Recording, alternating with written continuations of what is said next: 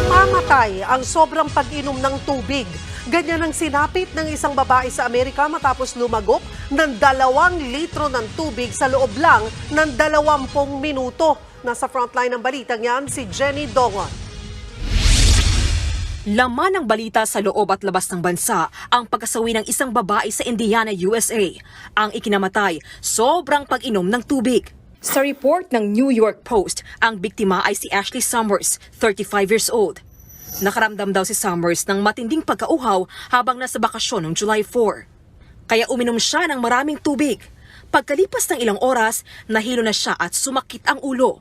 Pagkabalik sa kanilang bahay, humandusay sa Summers sa garahe. Dinala pa siya sa ospital pero tuluyan ding binawian ng buhay. Ang sanhi, water intoxication.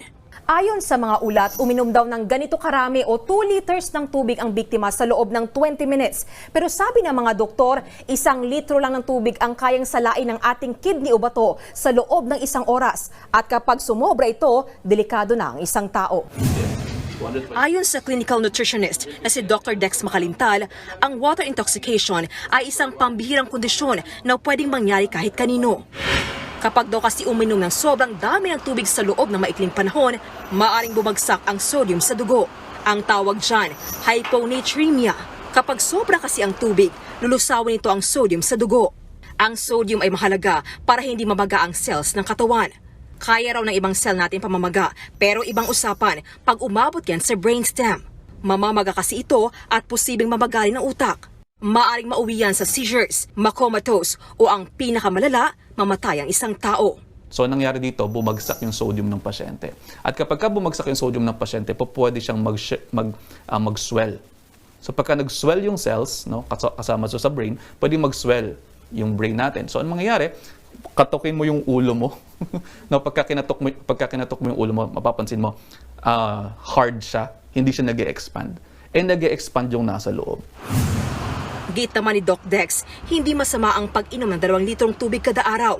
Pero wala namang problema sa yung 2 liters kung spaced out siya every day. So kumbaga parang in a day, 2 liters okay lamang yon. Pero hindi po pwede na 2 liters tapos in 20 minutes, 10 minutes maubos mo kasi ma-overload yung system. Sa isang gym dito sa Caloocan, mayat mayang inom ng tubig ng mga nag-exercise. Si Edgar, nakakaubos ng 2 liters sa loob ng 2 oras pero maingat din siya sa pag-inom. After ng workout mo, halimbawa, isang set mo, zip ka lang. Hindi yung lalaklakin mo yung tubig kasi mabubloat ka eh.